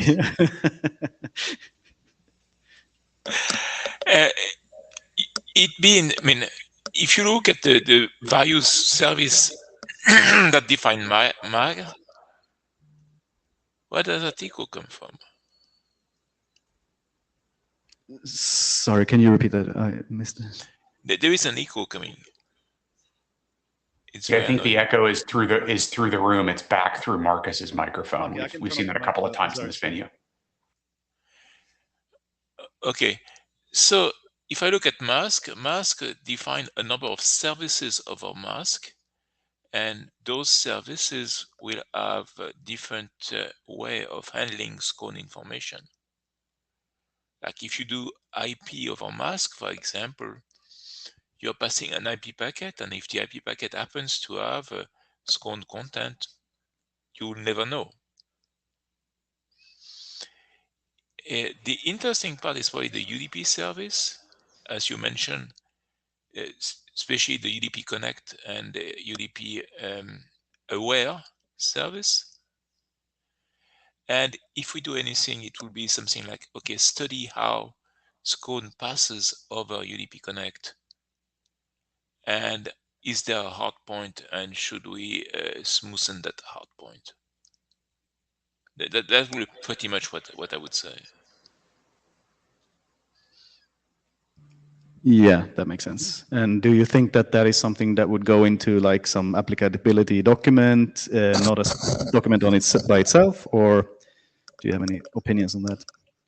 I think the proper way to do that is to actually publish the SCONE document, and then have the mask working group say, hey, we may want to do something about interoperability there, and do that in mask, because it's, as you say, it's probably something about how to compress or encode or tunnel that particular packet, and that looks like mask.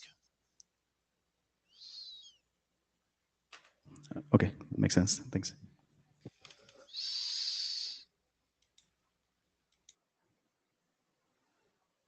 Mia Kulevin trying to join the queue. Oh, we have a queue. I wanted to reply to Christian very quickly. So this is actually an alternative signaling that is proposed. I mean, it can happen that you have end-to-end mass SCONE packets, and then you don't care about them. But this draft proposes a masked extension to signal the SCONE rate signal in a capsule. Right, but there is also the discussion here about Yes, how but to handle it. I'm not sure if Christian was mixing these things together, or I don't know. No, I'm not mixing. I'm saying, hey, we probably don't need to do a SCONE specific stuff. We already have all the tools we want. So the use case behind this is that if you already have mask deployed, then maybe that's just easier to use mask and start deploying SCONE. If you have SCONE deployed and mask, whatever, you can do both. But if you don't have SCONE deployed, but you have mask deployed, that might be easier. Yeah, okay. So take my vote to say that don't do that. Just pass SCONE inside of mask, and that seems more robust and easier to define. I mean, I think that will happen as well. But then you actually need to pass the IP packets in the mask proxy. So it's actually also, I mean, it's probably not complicated, but it's also not necessarily easier.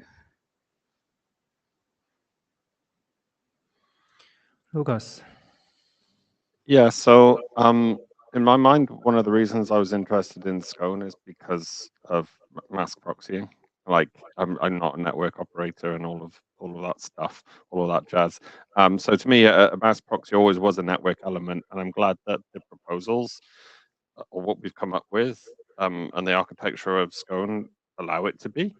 I'm not understanding necessarily why the SCONE signaling that we have doesn't work for a mask proxy, at least in the UDP and IP modes. The only thing I can see is like it wouldn't work for Connect or like Connect TCP, but so what? Like use a newer protocol, and then you get the better features. So in somewhere like maybe the idea of having a mask proxy apply limits and stuff is relevant, but whether the capsule to achieve that is relevant, I think I tend towards no, but that maybe if there was more data and evidence that trying to use SCONE in mask doesn't actually work, and that there would be people interested in a capsule, like it seems we need a bit more information along that line, to my mind at least, because otherwise it's just another way of doing a different thing, and now we've got to do twice that work, and like it's annoying. Like Yeah, that's super good feedback as well. And I think that's a reasonable way forward to see how far we can get with the SCONE signaling we have before we start doing more work. But yeah, do we have any more opinions?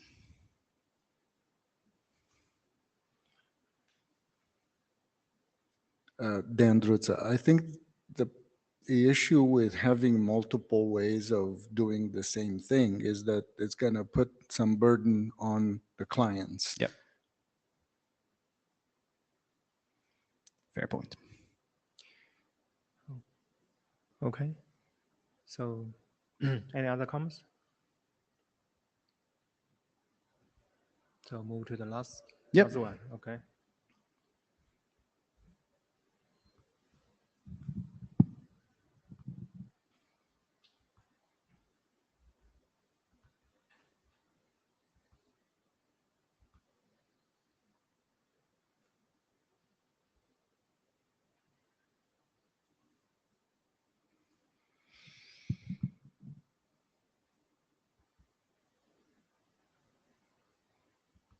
All right. Next thing, this is not SCONE. It's just inspired by SCONE. We're not asking for adoption in SCONE. We just want to kind of bring some attention to some work that we're doing that is inspired by the way we're signaling information in SCONE, and yeah, see if you have any feedback on these things. So yeah, we've been working on bits for a long time related to end-to-end encrypted transport protocols. There are a lot of desire to measure things like delay and packet loss by network operators for a multitude of reasons. The spin bit was defined for RFC 9000, and it can be used to measure round-trip delays. It is not widely deployed for various reasons, but it is there.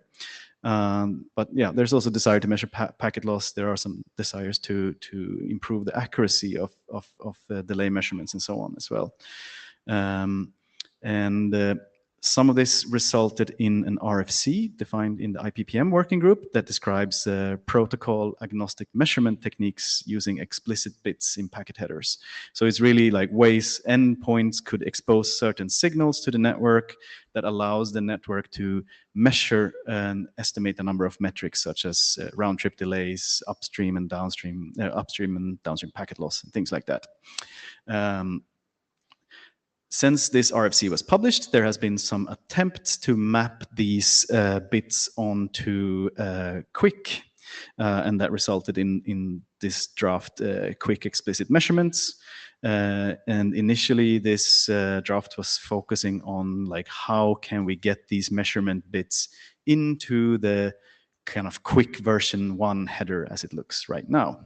And the motivation for this, yeah, I said it already, like, but diagnostic measurements, benchmarking, troubleshooting, you typically want, I mean, a lot of operators already have a lot of measurement infrastructure and telemetry infrastructure on the various lower layer technologies that they make use of. That is very useful, but sometimes for both benchmarking and troubleshooting cases, you want to be able to tie measurements to active application sessions to understand more about what an application is experiencing and what segments of my network is kind of causing that that level of experience. So yeah, these are some motivations for this. And just a quick recap of what was defined in this RFC 9506. It defined a number of bits that you can use with different algorithms to measure different things.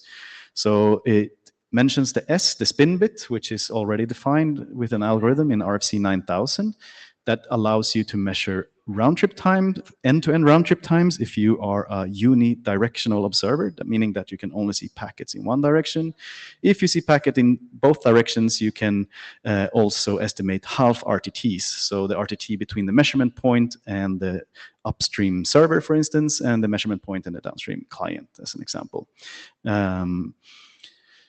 Impairment resiliency is low, etc. Then there's a delay bit that is slightly different. It uses fewer packets. It can measure the same metrics, but it has other properties on being more robust to impairments and so on. And these can be combined to be even more robust.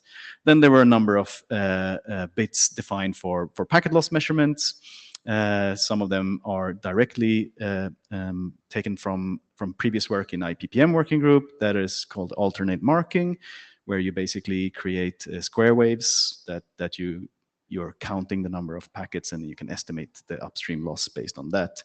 There are also some bits that allow you to to estimate end-to-end loss by having endpoints setting a loss event bit, you can say. I'm not going to go into details here. If you're interested, we have Giuseppe here, who is a measurement expert. So if you want to talk to him, he's he's around a little bit longer. But anyway, let's move forward. Let's just recap. But okay, initial attempts, we're trying to map this onto quick headers, and we have an issue with real estate. Basically, right now, the spin bit is in there, then there are 2 reserved bits, and if you want more than that, you're screwed. And if you only put 2 more bits in there, well, then you take up all the space of the header, and these bits cannot be used for other purposes. Another issue is coordination and detection. Say that we map these bits into this header, but we have some problem that these V1 header bits are greased, meaning that they typically, from the perspective of measurement point, they tend to take up random values. So you would need to do some, and also they might be used by other extensions for other purposes, right? That's a possibility. So if you want to detect whether bits are used for measurement or not, you need to do quite some work just to see that these are actually, this is a flow that's flipping the bits in the way I want to, that I would understand as like something that allows me to measure things, and that might not be very straightforward. So the solution is to be inspired by SCONE, and that's what's proposed in this draft. So basically, instead of putting these bits into the well-defined quick version 1 header, we follow the model of SCONE, where you use a dedicated long header packet with a specific version number that is easy to detect. So it's easy for a network element to detect that this is a measurement session. That also gives you 6 bits of payload in the first octet. So you could fit a number of bits in there and define which ones are useful. And of course, then the quick endpoints would need to announce support for this using transport parameters. And then these packets would be inserted in front of regular quick packets in the UDP datagrams, having the same properties as SCONE, that you need to have the same connection IDs on these outer packets as you have on your inner ones, so that you can ensure that the packets are correctly routed to the correct endpoints and so on. Some motivation for this, an explicit measurement layer removes the need for reserving space in the quick short header. And they're easy to identify, like I said, and it also follows some of the traditions of lower layer measurement mechanisms that has been defined in IETF, where we typically define extensions and encapsulations to protocols. Like examples of this would be like IOAM for IPv6 and PLS, alternate marking and these kind of things. So this kind of follows on that in the same spirit in some sense, even though it's on higher layers. This is an example of how such a packet could look like, but that's not really the interesting part right now. There are a bunch of issues and trade-offs with this. Of course, if you do measurements like this, it means that you need to put this packet in the front of your UDP datagram, and that inflates it by at least 8 octets, I think, and it could most probably be larger depending on how, what connection IDs are used in the end-to-end flow. There is also an interesting topic here around integrity. So here's a property where it's very different from SCONE, because in the case of SCONE, we explicitly want the capability for networks to modify the bits in the header, where in this case, the bits are inserted by the endpoints and should not be modified by the network. So you might want to consider some mechanisms then for protecting these bits, probably only between the endpoints, but so you could implement some tampering detection. Of course, that would add some overhead and complexity, but a very simple way would be, because this is such a small payload, would be that you replicate that inside a protected frame or something, but this is something that needs to be considered. Of course, like with the spin bit and any mechanism like this, there's a risk for faked or skewed measurements. Endpoints can decide to, for whatever reason they want to, generate false results by setting bits that are not set in accordance to these algorithms. So any measurement point needs to be robust against that and most likely not trigger direct network policy actions based on these measurements. Of course, there's a number of privacy and security considerations you need to think about. If you have sessions like this, they are very clearly identifiable. If you see these packets, you would know that this is a measurement session, and on-path adversaries can use that to track user behavior. They could also specifically target measurement traffic for various reasons in order to disrupt operators, influence benchmarking results or whatnot. Some other open issues that we have thought about, like this could be a possibility to remove the need of having a spin bit in these short headers, like if we define this explicit measurement layer instead. Also, some other interesting aspects here is that some of these bits require that you use them, that you set them on every packet for the algorithm to work, whereas others require less frequent marking. And an interesting topic would then be like, could you negotiate specific methods depending on whether you care or not about inflating every packet? Yeah, I think that was the last one. So I'm not asking for adoption here, just is kind of bringing up that this communication model potentially opens up for other pieces of work. And most probably this is something that would need, and this is some feedback we got, and I agree with that if this is interesting to people, this might be something that we want to bring up in possibly new venue, possibly above or something like that. But yeah, this is mostly a heads up on this. And if anybody has any input, feedback, or comments on this, I'd be happy to take that.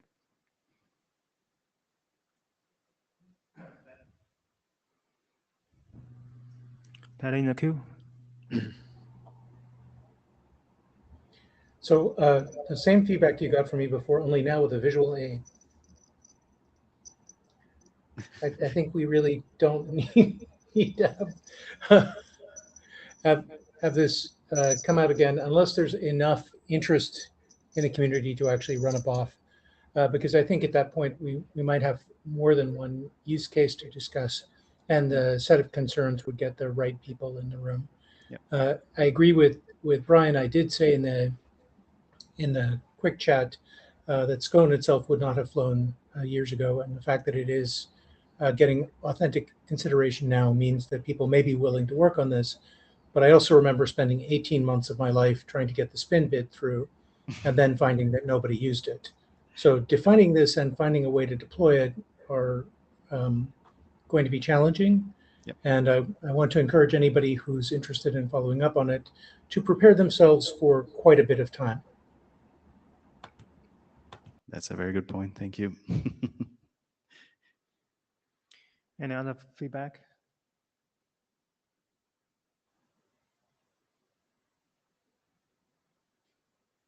I think we can wrap up. Right. Thanks a lot. Yeah. So I think, yeah.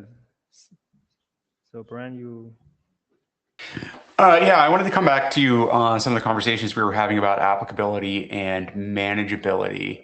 I think what we've heard is there is some desire to have a little bit more text in that document, and that we'll have to make a decision about merging versus publishing together once we have that text in. So my suggestion would be that we set sort of end April, start May, an interim meeting for specifically the applicability manageability discussion. And the intention would be is please get your PRs in for that document by that meeting, or you have missed the bus. Another thing I've heard a lot of is a desire in this working group to be done in or before Vienna. That would be the point of having that meeting sort of like end April, begin May, so that we can then also get some feedback from the operations directorate reviewers or from some of the operations working groups on sort of like hey, here's the document we have with all of the merged stuff. What do you think about this? Is this a guide that you would use? Is this guidance useful? Unless there are strong objections to that as a plan, I will go ahead and send out some suggestions for dates and times for those, get those interim scheduled, and drive forward to getting done by Vienna. So I'll wait for anyone to come into the queue. No. Okay, we don't hate. No, Aside. So I just closed like my on-site tool, so I'm not able to. Yep. I think that makes a lot of sense to me, and then Yep. let's do that. Yep. The timeline Cool. looks really All right. good for me. Yeah. Yep. Expect an email to me from the list before you all land in wherever you're going back to. Cool. All right. With that, I hear the church bells ringing, which means it's 9 o'clock here, which means it's 5 o'clock there, which means that was the IETF 125. Thank you very much for joining us, and we will see you at the interim. Thank you. See you in next item.